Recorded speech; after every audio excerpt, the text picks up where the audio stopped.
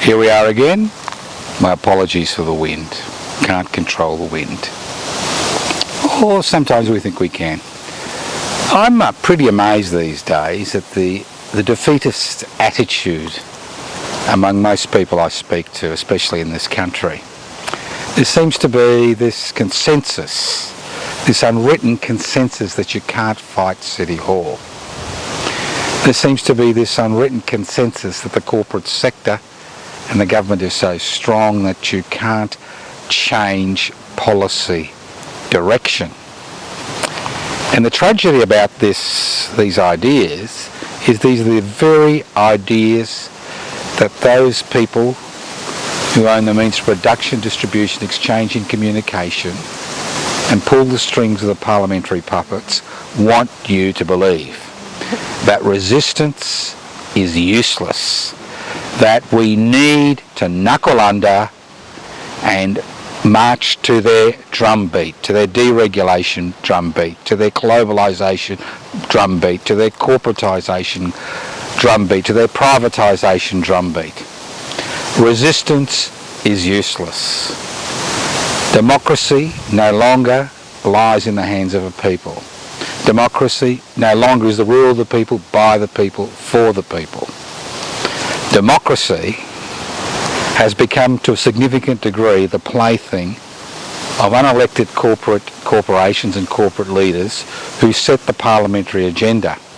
And unfortunately in this country in 2021, as we found with public interest before corporate interests, as we trying to generate interest in people joining an organisation that wants to put the interests of the many before the interests of the few, the interests of the public before the interests of the private sector and the interest of government, we find that our hands are tied behind our back and we have gaffer tape put over our mouth. Not because of the authorities, not because of those who exercise power, not because of the concentration of the media ownership in fewer and fewer hands, not because of the inane discussions which occur constantly on social media, but because people have lost the ability to hope. They have lost the ability to think that ultimate authority lies in their hands, not in the hands of the government of the day, the state, the corporate sector. And that is a very real dilemma for any activists in this country, especially activists who are campaigning beyond single issues. Now, single issues, as we said before, can be incorporated into the capitalist dream, the dream of private investment for private profit. We saw that with marriage equality, where it's a bonanza for certain sections of the capitalism. We're seeing it with green capitalism, where it's a bonanza for those entrepreneurs who are willing to take that particular pathway. And we see it in many other aspects of single issue politics. But when it comes to political organisations, social and cultural organisations that want wholesale change to the foundation stones that this country is based on, that's private investment for private profit and the state being subservient to the interests of the private sector, we run into not just a metaphysical or philosophical barrier, but a real barrier, a barrier which has been built on people's belief that they can no longer have any impact on society, whether it's through direct action, whether it's strikes, occupations, or the ballot box.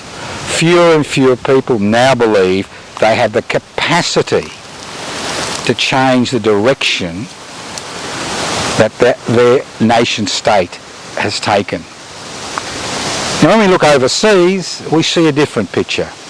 We see farmers in India who have taken to the streets, who are blocking highways in order to protect their livelihoods from the neoliberal agenda which their government is trying to impose on them. We see tens of thousands, if not hundreds of thousands of people come out in the streets in Russia. To a less degree, we see the same type of resistance in Hong Kong and other parts of China. We saw tens of thousands of people in Belarusia take to the streets. We saw the Sudanese people partially overthrow a military dictatorship that has been in power for over 3 decades. And in Myanmar, we are seeing resistance to the military authorities. Now, these people seem to understand, maybe because their backs are to the wall, that they need to take action. In Australia, when you ask people to join an organisation like Public Interest before Corporate Interest, which is a relatively easy thing to do with minimal consequences as far as jobs, livelihoods, family is concerned in Australia in the 21st century, we find a great hesitancy. Is it because people are mortgaged up to their necks and they need to make so much income every week in order to pay their debts? Is it because people no longer have any capacity for hope, the love child of desire expectation? Is it because people are frightened because of the reach of social media and the reach of the state through social media and the World Wide Web and the internet?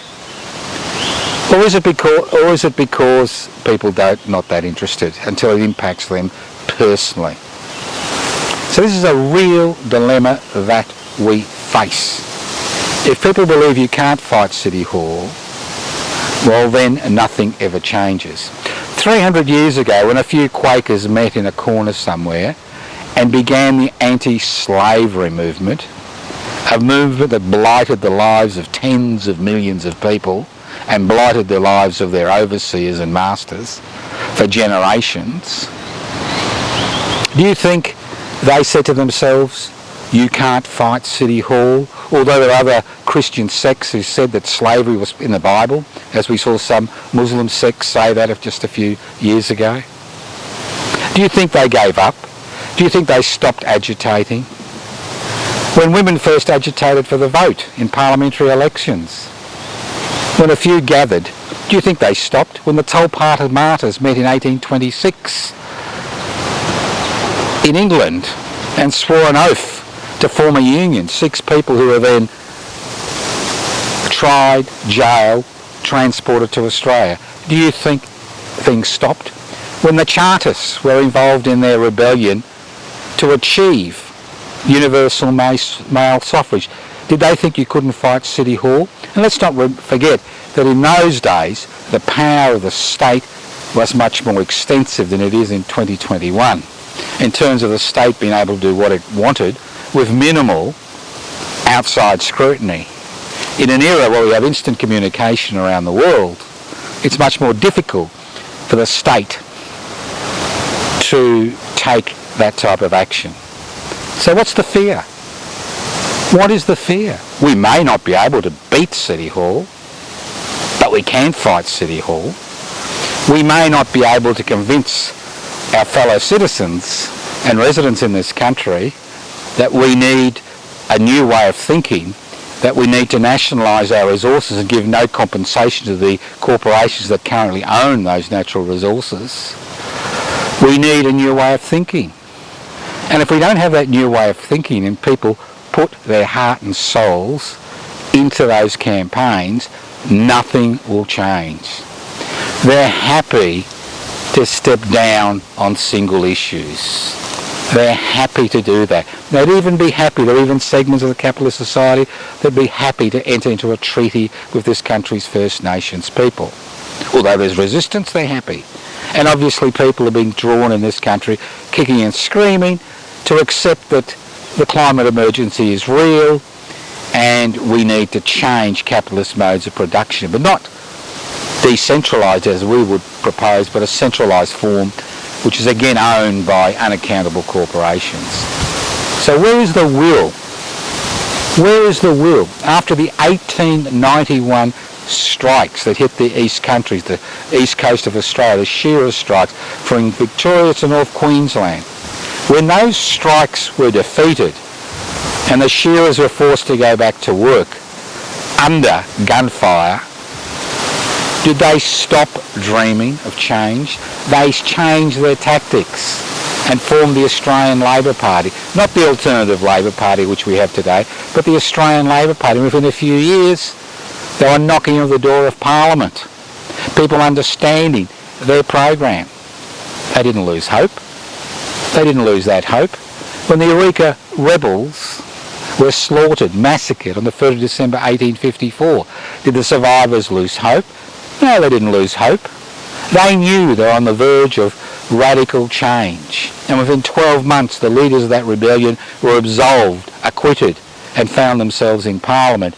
And although some of them took a backward step, like Laylaw, many took a forward step and introduced reforms in Victoria which the world had never seen, like 3 secular compulsory education, which was championed by Premier Heels in the 1870s. I mean, most of these reforms were a direct consequence of that rebellion, a direct consequence of people setting up an alternative parliament. The Eastern Markets, 100 metres from the Victorian State Parliament, an alternative parliament based on direct democracy, delegation, not representation. So it's quite disheartening to see in 2021 how few people think that resistance can achieve results. And this is exactly the situation we find ourselves in 2021. People are burdened by debt. Older people are concerned about their superannuation and what will happen to their superannuation. Younger people are burdened by a HECS debt.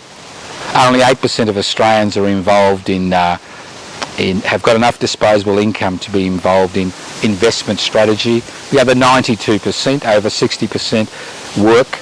Many, about a third, are insecure part-time jobs. Another 30% are on a breadline income through the social security system, which we're seeing is being squashed today as the COVID-19 crisis recedes. So that's the dilemma in 2021. Can we fight City Hall? Obviously, we can't fight City Hall directly. Obviously, only a fool would think that armed struggle would achieve anything. That's what the state wants you to do. They want you to talk about violence. They want you to talk about that type of activity. And it's quite interesting that whenever some activist is jailed because of some violent rhetoric or a violent outburst, normally in this country you can trace the beginning of that journey to an agent which has been planted in that organisation. So if you do find yourself in an organisation where individuals are talking about using violent techniques, think again. Guineas to gooseberries, they will be a planted agent. And that's the key. We can't compete against their monopoly on the use of violence. They have the courts, the police, the armed forces. You would be ridiculous to think that a violent uprising would somehow change anything. So what are the options? There are many options. There are many legal options which we can pursue and should be pursuing. And although many of these options have been legislated away through union laws which make striking, except during a limited period, during enterprise bargaining agreement period, illegal in this country, laws which mean that somebody involved in an occupation can be jailed for up to 25 years, laws which mean the Attorney General can ban any organisation he or she likes without any cause, laws that mean that anybody who continues to support those organisations can be jailed to up for 25 years, laws that means you can be hauled off the streets and interrogated because you may inadvertently have information which may assist the authorities in their investigations, and if you refuse to answer questions you may be jailed for up to 25 years. Laws would single out the construction, forestry, mining, maritime and energy unions members, which means they have fewer legal rights than somebody who imports $1 billion worth of drugs. Obviously there are many options that have been closed off to us, but one option that has not been closed off yet is the option of gate crashing their party. And their party is the elections which occur every 3 years, the federal elections which will occur in this country at the end of the year or at the beginning of 2022. That is their party. That is how they legitimise themselves in the eyes of the people, and are legitimised in the eyes of the corporate-owned media and the government-gelded ABC. For far too long, we have left the parliamentary path to the hate mongers. And if you look at the minor parties in Parliament, most of them are based on fostering divisions, creating divisions, exploiting divisions in our community. The dull bludger, the person of a different colour, different sexuality, they're all there. The hate mongers, they have taken up that space.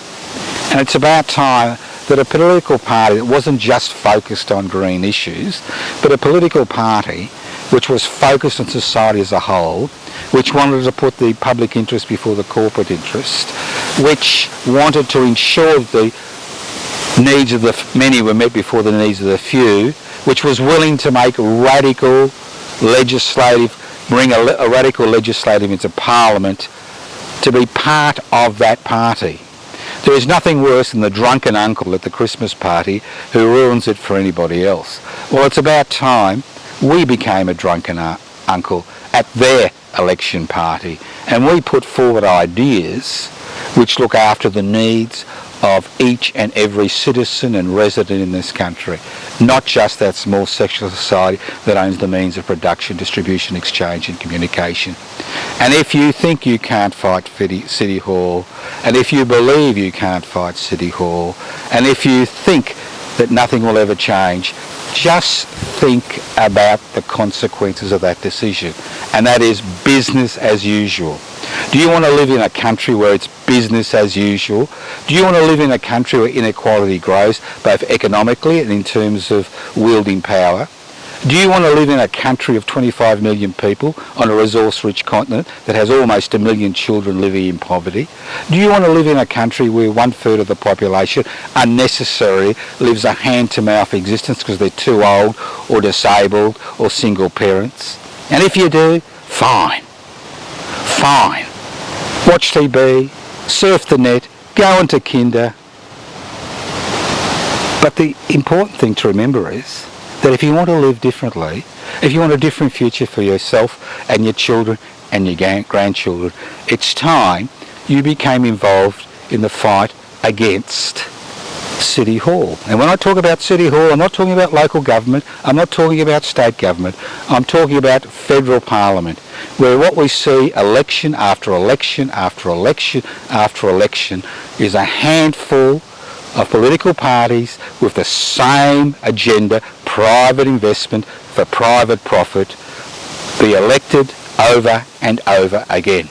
Public interest before corporate interest was designed, formulated and actually launched in early 2015 to provide that alternative. Without your support and your help, nothing will change.